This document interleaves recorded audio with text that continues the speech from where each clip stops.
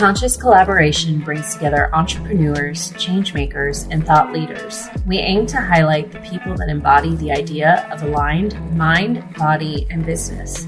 Each week, we share, discuss, and learn from the various experiences and ideas of our guest experts. Through our discovery, we find a path to an aligned mind, body, and business. Hi guys, it's Lisa.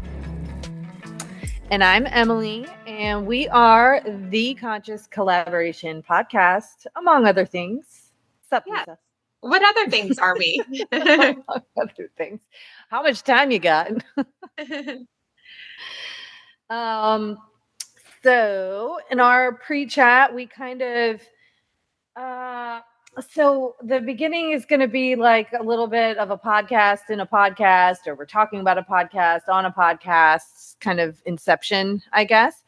But I was listening to / watching another favorite podcast of mine. Shout out to Sean Stevenson and the Model Health Show. And he had a guest on called Dr. James Doty, Doty. And I had not heard of him before I listened to this episode, but it caught my eye immediately because I see, neurosurgeon and manifestation in the same sentence, which is pretty unusual. And I mean, I feel like I can say that to some degree. Neurosurgeons in particular is a group of people that I worked very closely with for many years when I was nursing in the hospital in the neuro intensive care unit. And they just, as many quirks as they do have, I couldn't imagine any of those people that I knew, having this conversation about manifestation. And it's funny, I have heard about it in more of a science-based conversation, funny enough, from a tarot reader on YouTube, not actually a scientist, right? Oh, we haven't talked about Steve in so long. Yeah. Steve's always there, right? Steve's always there. He's very much a wise guru figure to me. But he, often will talk about concepts like manifestation and karma and bring them back to a more idea that's grounded in science and the study of energy and dark matter, which is not something I'm great at talking about, but I'm good at listening to it. I like what he says, like relating it back to his work. He talks about manifestation more as, and I had to write it down, but neurological transformation. Yes, changing your brain. Yeah, targeting your attention, which is essentially intentional manifestation, but said in a neuroscientific way. Yeah, well, and it's another thing that Steve points out that Einstein would talk about, putting yourself in the frequency of that which you are trying to achieve or manifest. And that, I mean, that is the same thing. Anyway, this Dr. James Doty, who has a pretty cool story, should definitely check out that episode of the Model Health Show. Also, shout out to the Tulane in New Orleans, because that is where Dr. James Doty went, and he's very well schooled.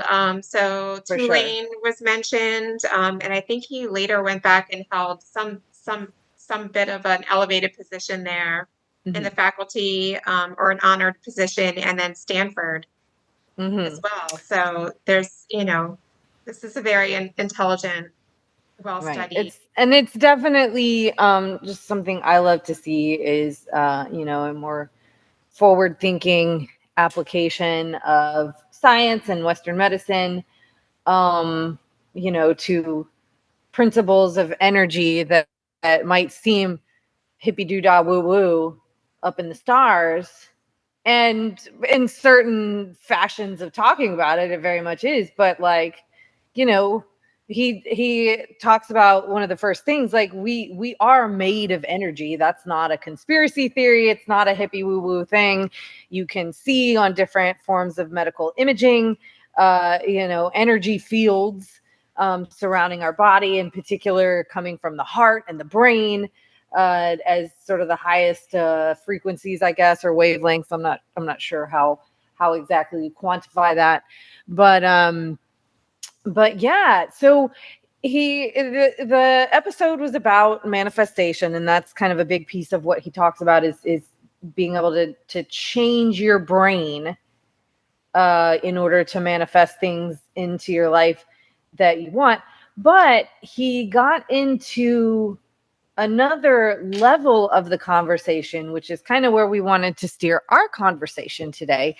And it was regarding your intentions behind manifestation, and that you can successfully, attract things into your life that you want by coming from just a place of want, a more selfish type of place, if you will.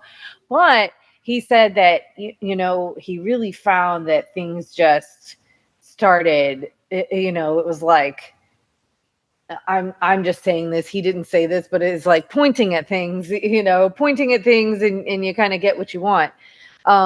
Once he shifted his intentions behind his manifestations to that of service rather than self-service, and of course still being fairly compensated and obviously doing what you're doing for a living, but really being able to see better results in what you're trying to manifest when you go back to the drawing board, as far as, or at least, stay in a practice of self-evaluation as far as the intentions and the service intentions behind your manifestations are. And it's something I have to remind myself from time to time anyway, whenever I feel like, things are a bit scattered, or, maybe I'm not attracting as many clients as I'd like at a given time. Like, kind of have to first assess, like, okay, where are we now, and how can I get this back to a place of like, I'm prioritizing serving people, the people who are already paying me, the people who I would like to pay me. How can I provide them value? How can I be of service? Yeah, and I think it's, recognizing, and he talks about it a lot too. We're human. We are driven by our ego a lot of the times, and he had to learn the hard way. James Doty had to learn the hard way, and in that, having all the success in the world, all the money in the world that you could possibly ever desire to manifest, is not necessarily sustainable without that element of heart-centered service at the center, baked into it. It just, we talk about it a lot. It's like those tower moments that we have where everything comes crashing down. We talk a lot about foundation and what things are built upon. Success and all of these riches and desires, they're not able to be fully enjoyed or sustainable to the same degree than if you're doing your work from a place of, how am I, as you said, serving others in this instance, or even in the instance where he lost millions upon millions of dollars. It was probably billions, because he referenced millions being such a tiny number. And having absolutely nothing and being 3 million in debt, I think was the number, and coming across the stocks that were accidentally held and available to him, and he gave the okay to go ahead and sign them away rather than putting them back in his pocket. but giving them, where he intended that to go, he was able to rebuild back all that wealth and more, coming from that place of, I'll give more than I could possibly give, even when I have nothing in this moment. But, this is just like any business owner or visionary or change maker and thought leader. There's the brains there and the intelligence and the ability to create things and to manifest things, sometimes very easily. But it doesn't mean the same when when you don't have that structure built under it to keep it. Well, it's a sense of purpose versus not having one. And when in terms of fulfillment, sense of purpose is way more fulfilling than any sort of material resource could ever be on its own. And if you manage to find both, then that is maybe where you can really find that feeling of fulfillment. Yeah, it's that, and in tandem, it's that acts of service, and then gratitude together.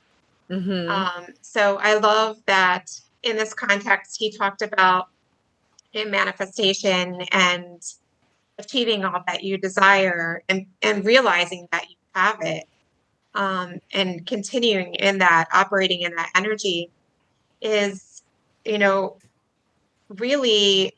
And he referenced growing up in poverty. So his perspective on life was like a very small box of where he thought he could ever go.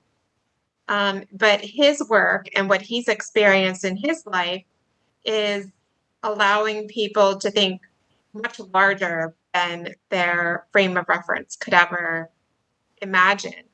And that is attainable to get to that place and still be very service oriented in your actions. And I like that he referenced too, it's not just like a magic wand. Well, I did this, so I should have this.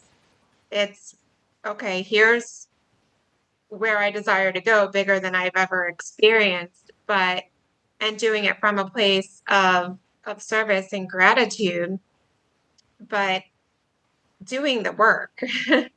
So, it's showing up in the energy, like you said, but doing the work as well too. So it's not just magic. Yeah, I mean, and I consider that part of showing up in the energy, right? If you want to be if you want to be a millionaire, you need to do the things that millionaires do.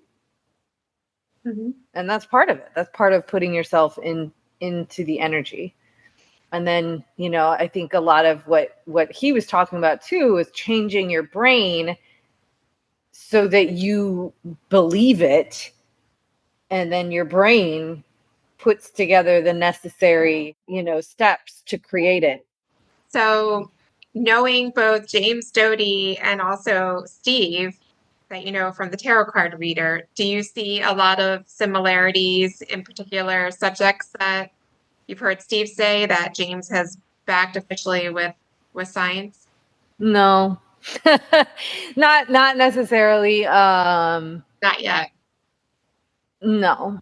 Aside from specifically manifestation, Steve talks about all kinds and stuff. Change your and brain. There's nobody quite like Steve. Yes. I just can appreciate where they're coming from in terms of backing these things with science. Yeah. Well, there has been a lot of talk about meditation, even in Feng Shui, because we use a lot of times the words art and science and how we put together the context of what our work is in Feng Shui. But nothing is truly globally accepted until there's that white paper work behind it, where there's data and research.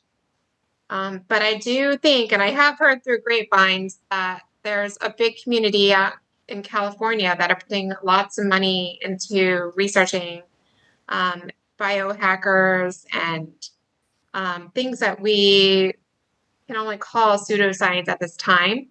But I think it's only a matter, of years before we start to see some larger, significant research come back to put some white papers behind some of what. Yeah, well, and I mean, this is something that my beloved Mind Pump guys talk about all the time, as being science backed but not science bound. So it's good to know what's out there, what's going on, but not to be so married to it that. And I mean, this was a concept we kind of would take into nursing as well. Like, it was sort of like, yes, look at the numbers, look at the data, but also prioritize what you see right in front of you, the human being. You know what I mean? Like, that's far more important than on paper, essentially. And a lot of science is like that, right? And it's also ever changing, and we cannot be so arrogant as to think, and we do this, but we should not be so arrogant as to think that even when we have a bunch of studies on something, that we've got it all figured out. We don't. We never do. There was always a space to evolve our understanding of something, and especially when you're talking about human beings, you're always going to have variations from the norm. And so being science backed but not science bound, I think, is very important. And it's also important to look at things like Feng Shui and practices that have been used for thousands of years. I actually don't know that about Feng Shui, but I think it's been around for, has it been around for thousands, hundreds of years? Okay, 4,000. Yeah. So, if you're looking at things like that, Feng Shui, Ayurvedic medicine, Chinese medicine, these things that have been, okay, if you have one or two anecdotes about something, no, that's not real solid evidence. But if you have anecdotal evidence for thousands of years, people have been using, XYZ to treat or to work with another XYZ, then that, holds a lot of weight that maybe shouldn't require as much science, formal science, to for us to feel like we can utilize it or feel like it's real. You know what I mean? And we've also got to consider, like, what gets funded. Right. It's not like, pharmaceutical companies are not rushing to fund, studies about Feng Shui and how it could help things that their product. Maybe there could be a Feng Shui pill. So, right. I mean, look, if they could figure it then out, they would put money into it. So it's just, a lot of things that people should consider when deciding whether a philosophy or a science is a science, or is it an art, or is it, like, do we really need to be so rigid about labeling it, and can we just utilize the things from it that have been working for people for thousands of years in conjunction with what we learn day after day, year after year, century after century in our explorations of science? Yeah, I mean, I like how he's blending science with a lot of the wives' tales that were passed down to him by the lady that he met in the shop. That's in his first book. Where he's talking about coincidences. A lot of our conversation is it incidents that these things are happening, or synchronicities he mentioned in this, but a lot of doors opened up for him that were inexplainable experiences that multiple, it's not quantifiable because there wasn't a science study around it, but multiple people witnessed, like, something occur with him involved that couldn't be explained. Well, and I think we have to accept also that some things aren't going to be quantifiable. We're not meant to know and to understand every single thing. And that's not a bad thing. That's a beautiful thing about life, if you ask me, the constant quest for understanding, but accepting that Well, it's the just having, human brain is not like the end all be all of understanding life and the world and the universe. yeah, I think it's more just interesting to be able to have those experiences coming from his perspective. Aligns a lot with experiences that we've discussed with some of our guests that are very knowledgeable in their areas. Um, I think that you're right. It's more valuable to live. I think every human's quest is to live life as simply and as happily as they can, with the most clarity that they can have. And if it involves using some things that can't be explained by science, but are backed only by wives' tales and passed down in secret, like the lady in the shop shared with him about, she didn't even know manifestation was a thing, but shared with him about the mindset techniques, the mindfulness and the meditation, or like with Feng Shui, or like with anything else.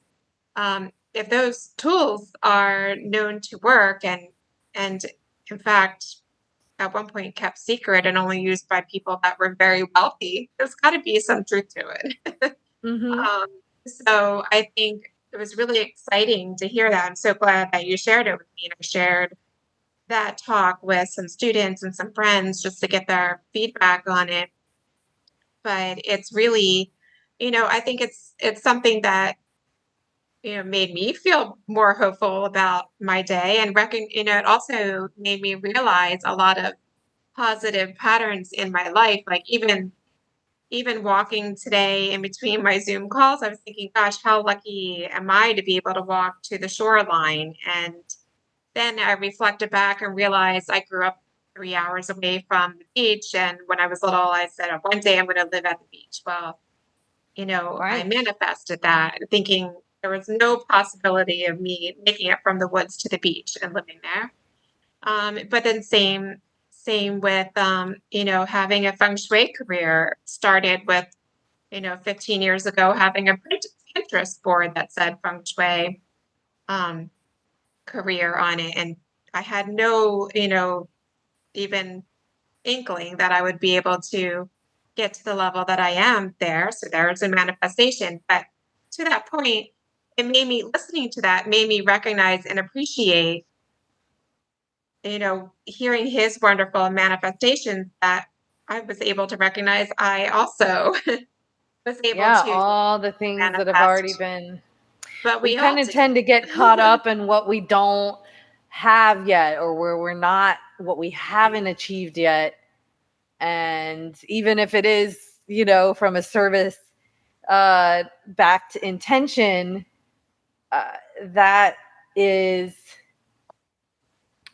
more of a defeating mindset versus if you know, okay, look back. Remember, we had the episode a while back about looking back at the vines that Yeah. had already grown. And it's kind of like that, like really acknowledging how far you've come and what you've already been able to manifest in whatever time period you're looking at. And it's pretty amazing sometimes, and it makes it easier to bring it back to the present and remind yourself that you're just in the middle of manifesting the next big thing.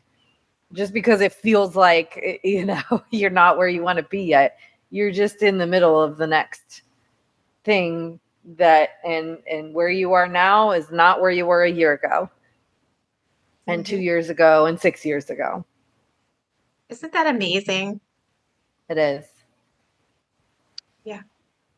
Anyway, I hope that I'm not going to drop the link in it because I think people could Google and find the talk on it. And his book is called Mind Magic. I have not read it, but I probably will get the notes on it. Yeah, well, we can definitely share the episode in our free and private Facebook group. Yes. Yeah, that's a good idea because I think everybody in there would be excited. I would love to hear if they have their own takeaway or their own frame of reference that relates to James Doty's, and have that understanding and be able to apply more focus towards service in their own career path or lives or where they're headed. Yes, it's like we can do like a book club for a podcast episode. Yeah, it's an easy one. It's short. So yeah, what was it, like 40 minutes? Yeah, maybe an hour. And by the way, if you're not in that group, it's called the Conscious Collaboration Collective. Little tongue twister for you. Yes. Oh, you said it so well, though. I had to slow it down on purpose. So everybody can come find us there. Make sure you answer the questions so we can make sure you're a real person and accept you in. And it is closed and private, so it's open conversation about any of these topics, and we encourage you to share as well, too. So we hope to see you there, and come find us on Instagram and all the other channels as well. And thanks for being here. Thanks for listening. It's a good conversation. Oh, yeah. Let's get to manifesting, y'all. I'm already in service. Yeah. Manifesting in service. That's right. It's already happening. Sure. And you're welcome. All right. Well, until next time. Until next time, we'll talk to y'all in 5. Talk to you in 5. Thank y'all so much for listening to our podcast. If you haven't yet, please be sure to subscribe, rate, review, and share with all your friends so they can join our circle of collaboration on this journey. You can find us on Instagram at Conscious Collaboration Podcast, on Spotify, iTunes, and Audible, to name a few. Please join us next time for another deep dive into how you can live life in more alignment, mind, body, and business. Send us your questions and comments in our DMs or email us at consciouscollaborationpodcast@gmail.com. See you in 5 minutes.